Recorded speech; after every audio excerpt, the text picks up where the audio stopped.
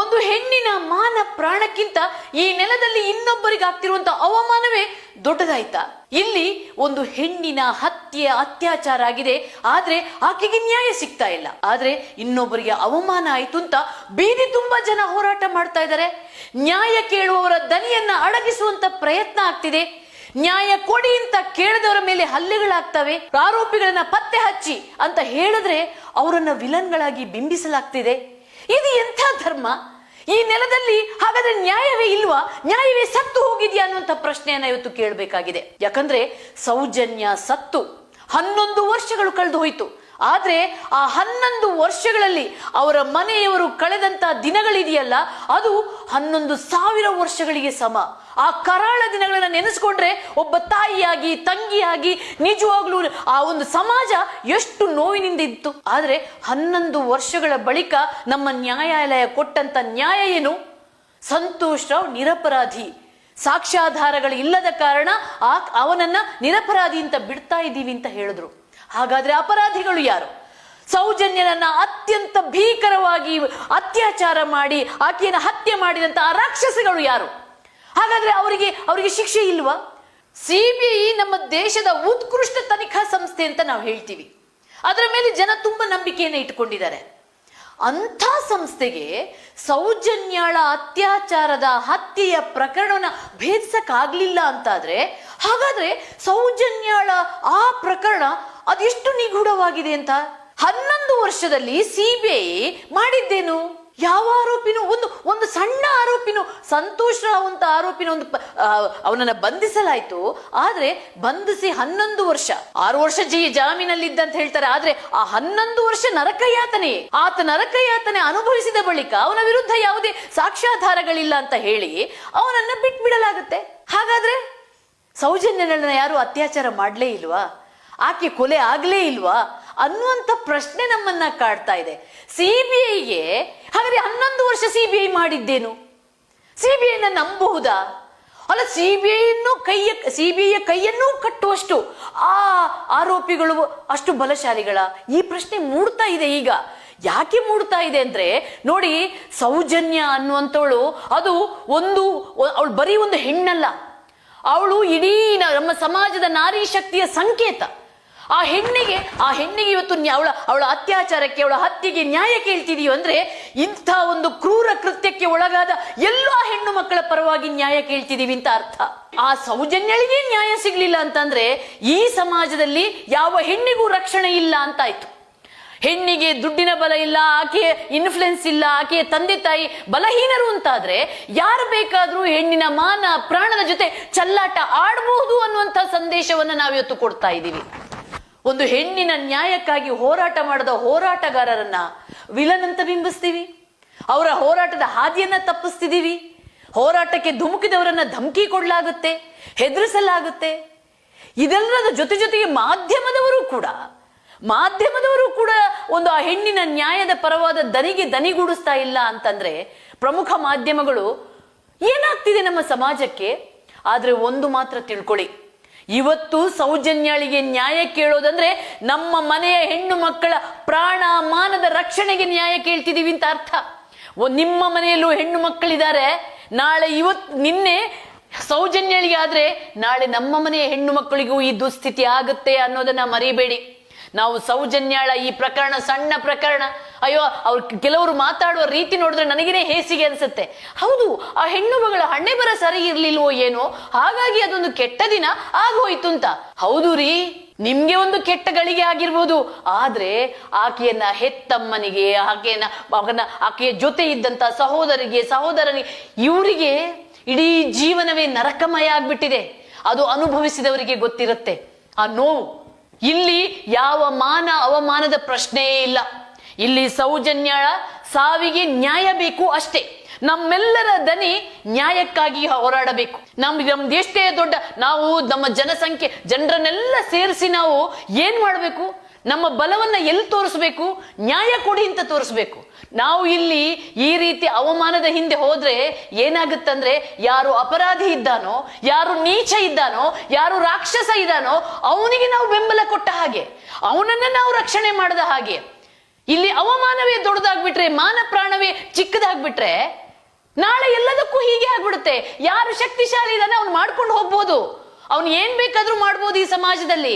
ನನ್ನ ಹತ್ರ ಶಕ್ತಿ ಇದೆ, ನಾನು ಪೊಲೀಸರನ್ನು ಬುಕ್ ಮಾಡ್ತೀನಿ, ನಾನು ನ್ಯಾಯಾಲಯವನ್ನು ಬುಕ್ ಮಾಡ್ತೀನಿ, ನಾನು CBI ಬುಕ್ ಮಾಡ್ತೀನಿ ಅನ್ನುವಂತ ಒಂದು ಅಹಂಕಾರ, ದುರಹಂಕಾರದ ಭಾವ ಬಂದ್ಬಿಡುತ್ತೆ.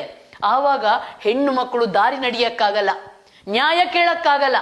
ಇವತ್ತು ನಾವು ಸೌಜನ್ಯಾಳ ನ್ಯಾಯದ ಮೂಲಕ, ಆಕೆಗೆ ನ್ಯಾಯ ಕೋರೋ ಮೂಲಕ ನಾವು ಇನ್ನು ಮುಂದೆ ಇಂಥ ಯಾವ ಪ್ರಕರಣವೂ ಆಗಬಾರ್ದು, ಇದಕ್ಕೊಂದು ಫುಲ್ ಸ್ಟಾಪ್ ಬೀಳಬೇಕು ಅನ್ನುವಂಥ ಒಂದು ಬೇಡಿಕೆಯನ್ನ ಇಡ್ತಾ ಇದ್ದೀವಿ. ಆ ಮೂಲಕ ನಮ್ಮ ಗಟ್ಟಿ ದನಿ ಕೇಳಿಸ್ಬೇಕು. ಹಾಗಾಗಿ ಮುಖ್ಯಮಂತ್ರಿ ಸಿದ್ದರಾಮಯ್ಯ ಅವರು ಈ ಒಂದು ಸೌಜನ್ಯಾಳ ಅತ್ಯಾಚಾರ ಹತ್ಯೆ ಪ್ರಕರಣವನ್ನ ಮರು ತನಿಖೆಗೆ ಕೊಡಬೇಕು. ಮರು ತನಿಖೆ ಆಗೋ ಮೂಲಕ ಯಾರು ನಿಜವಾದ ತಪ್ಪಿತಸ್ಥರಿದ್ದಾರೋ ಅವರಿಗೆ ಶಿಕ್ಷೆ ಕೊಡ್ಲೇಬೇಕು. ಯಾಕಂದ್ರೆ ಈ ಸೌಜನ್ಯ ಪ್ರಕರಣ ಅನ್ನುವಂಥದ್ದು ಸಾಕಷ್ಟು ಅನುಮಾನಗಳ ಹುತ್ತವನ್ನ ಬೆಳೆಸಿ ಆಗಿದೆ. ಯಾರ್ಯಾರ ಮೇಲೇನೂ ನಾವು ಸಂದೇಹ ಮಾಡಕ್ ಪ್ರಾರಂಭ ಮಾಡಿದೀವಿ. ಅಲ್ಲಿ ವೈಮನಸ್ಸುಗಳು ಹೆಚ್ಚಾಗ್ತವೆ, ಸಂಘರ್ಷಕ್ಕೆ ದಾರಿ ಆಗ್ತಾ ಇವೆ. ಹಾಗಾಗಿ ಈ ಸಂಘರ್ಷಗಳೆಲ್ಲ ತಿಳಿಯಾಗಬೇಕು, ಸಂದೇಹಗಳೆಲ್ಲ ಮುಕ್ತ ಆಗ್ಬೇಕು ಅಂತಾದ್ರೆ ಇದಕ್ಕೊಂದು ತಾರ್ಕಿಕ ಅಂತ್ಯ ಆಗ್ಲೇಬೇಕು. ಆ ರಾಕ್ಷಸನನ್ನ, ಯಾರೆಲ್ಲ ಆ ಪಾಶವಿ ಕೃತ್ಯ ಮಾಡಿದಾರೋ ಅವರಿಗೆ ಅಷ್ಟೇ ಕಠಿಣವಾದ ಶಿಕ್ಷೆ ಕೊಡಬೇಕಾಗುತ್ತೆ. ಆ ಮೂಲಕ ಈ ಸಮಾಜಕ್ಕೊಂದು ಒಳ್ಳೆಯ ಸಂದೇಶವನ್ನ ಕೊಡ್ಲೇಬೇಕಾಗುತ್ತೆ. ಸ್ನೇಹಿತರೆ, ನಾವೆಲ್ಲರೂ ಕೂಡ ಇವತ್ತು ಒಂದೇ ದನಿಯಲ್ಲಿ ಮುಂದುವರಿಯಬೇಕಾಗತ್ತೆ. ಒಂದೇ ದನಿಯಲ್ಲಿ ಏನಂದ್ರೆ ನ್ಯಾಯ ಕೊಡಿ, ಸೌಜನ್ಯಾಳ ಸಾವಿಗೆ ನ್ಯಾಯ ಕೊಡಿ. ಆ ಮೂಲಕ ಹೆಣ್ಣು ಕುಲಕ್ಕೆ ಅವಮಾನ ಮಾಡಬೇಡಿ, ಆಕೆಯ ಮಾನ ಪ್ರಾಣಕ್ಕೆ ಗೌರವ ಕೊಡಿ. ಬಾಯಿ ಮಾತಲ್ಲಿ ಹೇಳಿದ್ರೆ ಆಗಲ್ಲ, ಭಾಷಣ ಮಾಡಿದ್ರೆ ಆಗಲ್ಲ. ನಿಜವಾಗ್ಲೂ ನೀವು ಹೆಣ್ಣಿಗೆ, ಆಕೆಯ ಮಾನ ಪ್ರಾಣಕ್ಕೆ ಒಂದು ಗೌರವ ಕೊಡ್ತೀರಂದ್ರೆ ಈ ನ್ಯಾಯದ ಹೋರಾಟದಲ್ಲಿ ನೀವು ಇರಲೇಬೇಕಾಗುತ್ತೆ. ಯಾರೇ ಆಗ್ಲಿ ಅದು, ಅಂತ ಒಂದು ಹೋರಾಟಕ್ಕೆ ನಾವು ಬೆಂಬಲ ಕೊಡ್ಲೇಬೇಕು. ಸೌಜನ್ಯಾಳ ಸಾವಿಗೆ ಒಂದು ನ್ಯಾಯ ಸಿಗಲೇಬೇಕು ಅಂತ ಹೇಳ್ತಾ, ನಮ್ಮ ವಾದವೂ ಅಷ್ಟೇ, ನಮ್ಮ ಒಕ್ಕರಲ ದನಿಯೂ ಅಷ್ಟೇ, ನಮ್ಮ ಕರೆಯೂ ಅಷ್ಟೇ. ನೋಡಿ, ಇಲ್ಲಿ ನಾವು ಒಂದು ಅಂಶನ ಮರಿಬಾರ್ದು.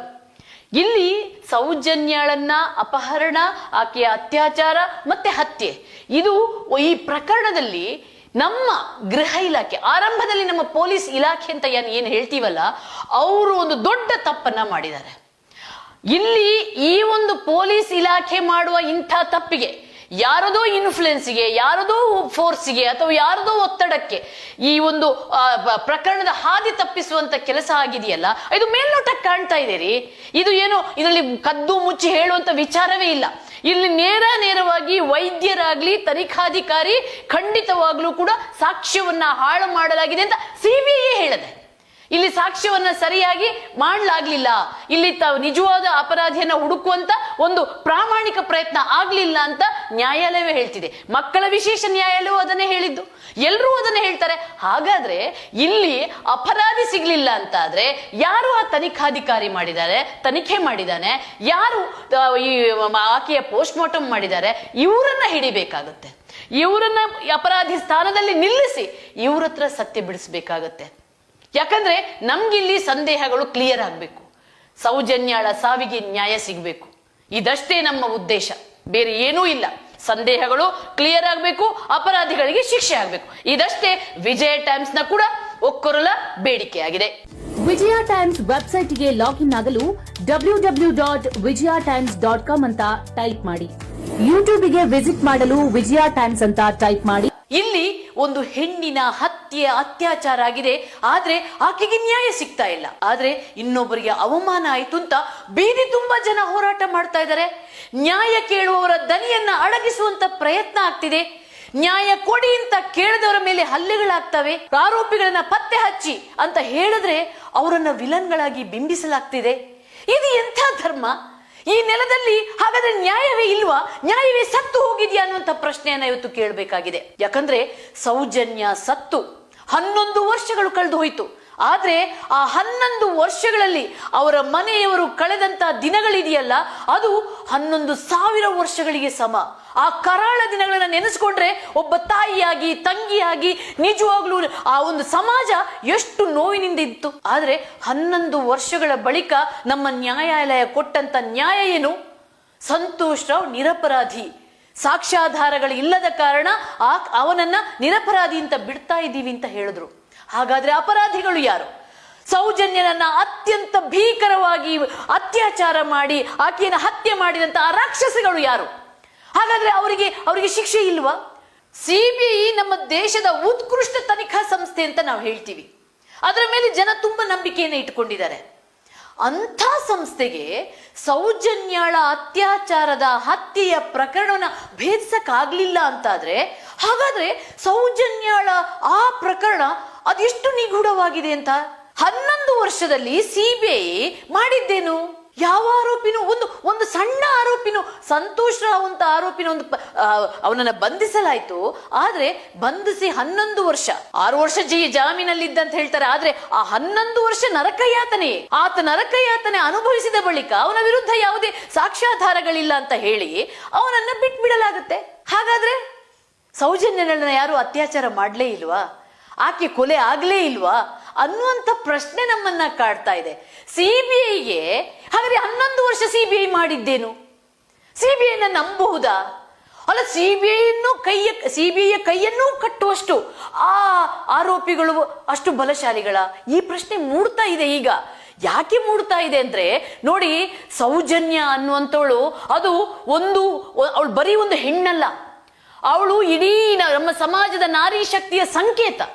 ಆ ಹೆಣ್ಣಿಗೆ ಇವತ್ತು ಅವಳ ಅತ್ಯಾಚಾರಕ್ಕೆ, ಅವಳ ಹತ್ಯೆಗೆ ನ್ಯಾಯ ಕೇಳ್ತಿದೀವಿ ಅಂದ್ರೆ, ಇಂಥ ಒಂದು ಕ್ರೂರ ಕೃತ್ಯಕ್ಕೆ ಒಳಗಾದ ಎಲ್ಲಾ ಹೆಣ್ಣು ಮಕ್ಕಳ ಪರವಾಗಿ ನ್ಯಾಯ ಕೇಳ್ತಿದೀವಿ ಅಂತ ಅರ್ಥ. ಆ ಸೌಜನ್ಯಳಿಗೆ ನ್ಯಾಯ ಸಿಗ್ಲಿಲ್ಲ ಅಂತಂದ್ರೆ ಈ ಸಮಾಜದಲ್ಲಿ ಯಾವ ಹೆಣ್ಣಿಗೂ ರಕ್ಷಣೆ ಇಲ್ಲ ಅಂತಾಯ್ತು. ಹೆಣ್ಣಿಗೆ ದುಡ್ಡಿನ ಬಲ ಇಲ್ಲ, ಆಕೆಯ ಇನ್ಫ್ಲುಯೆನ್ಸ್ ಇಲ್ಲ, ಆಕೆಯ ತಂದೆ ತಾಯಿ ಬಲಹೀನರು ಅಂತಾದ್ರೆ ಯಾರು ಬೇಕಾದ್ರೂ ಹೆಣ್ಣಿನ ಮಾನ ಪ್ರಾಣದ ಜೊತೆ ಚಲ್ಲಾಟ ಆಡಬಹುದು ಅನ್ನುವಂಥ ಸಂದೇಶವನ್ನ ನಾವಿವತ್ತು ಕೊಡ್ತಾ ಇದ್ದೀವಿ.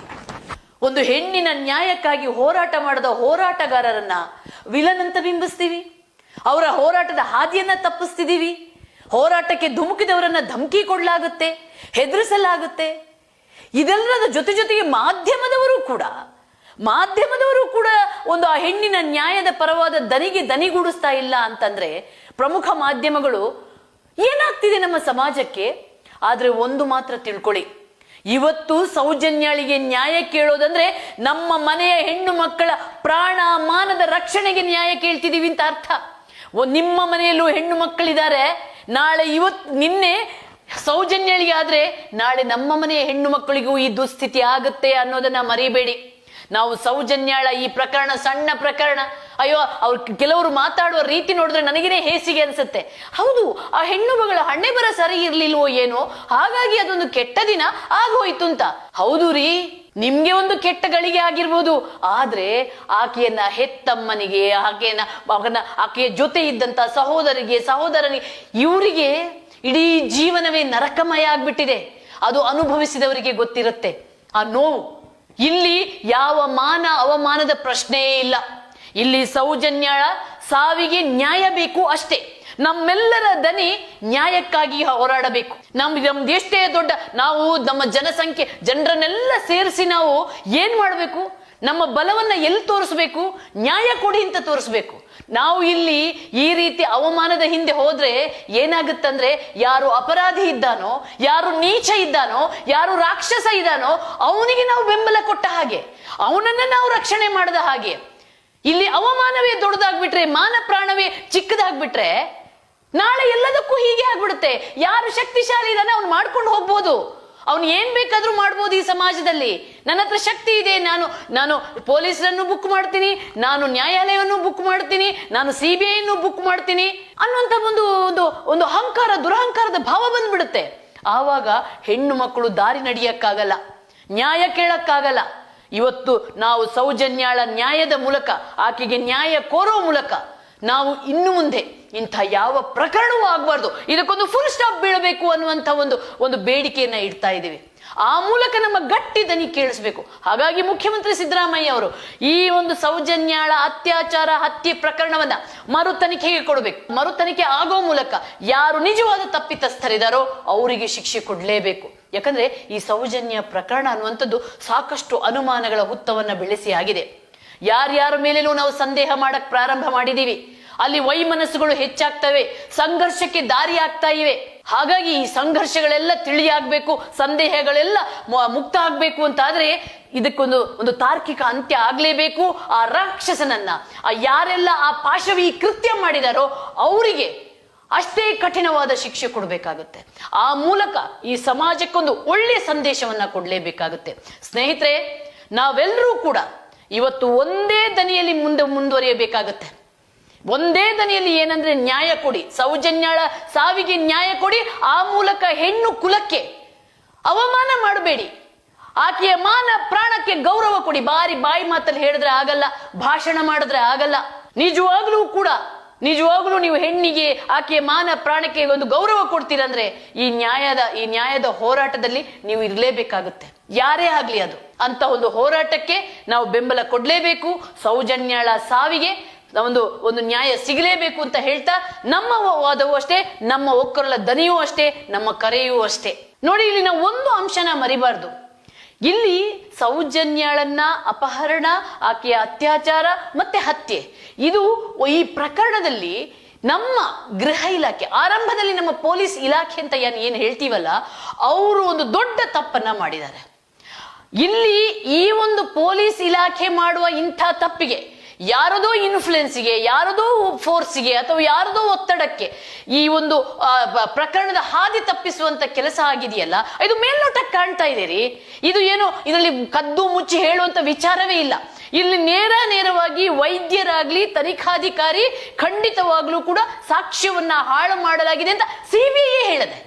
ಇಲ್ಲಿ ಸಾಕ್ಷ್ಯವನ್ನ ಸರಿಯಾಗಿ ಮಾಡಲಾಗ್ಲಿಲ್ಲ, ಇಲ್ಲಿ ನಿಜವಾದ ಅಪರಾಧಿಯನ್ನ ಹುಡುಕುವಂತ ಒಂದು ಪ್ರಾಮಾಣಿಕ ಪ್ರಯತ್ನ ಆಗ್ಲಿಲ್ಲ ಅಂತ ನ್ಯಾಯಾಲಯವೇ ಹೇಳ್ತಿದೆ. ಮಕ್ಕಳ ವಿಶೇಷ ನ್ಯಾಯಾಲಯವೂ ಅದನ್ನೇ ಹೇಳಿದ್ದು, ಎಲ್ಲರೂ ಅದನ್ನೇ ಹೇಳ್ತಾರೆ. ಹಾಗಾದ್ರೆ ಇಲ್ಲಿ ಅಪರಾಧಿ ಸಿಗ್ಲಿಲ್ಲ ಅಂತ ಆದ್ರೆ ಯಾರು ಆ ತನಿಖಾಧಿಕಾರಿ ತನಿಖೆ ಮಾಡಿದಾನೆ, ಯಾರು ಈ ಆಕೆಯ ಪೋಸ್ಟ್ ಮಾರ್ಟಮ್ ಮಾಡಿದ್ದಾರೆ, ಇವರನ್ನ ಹಿಡಿಬೇಕಾಗುತ್ತೆ.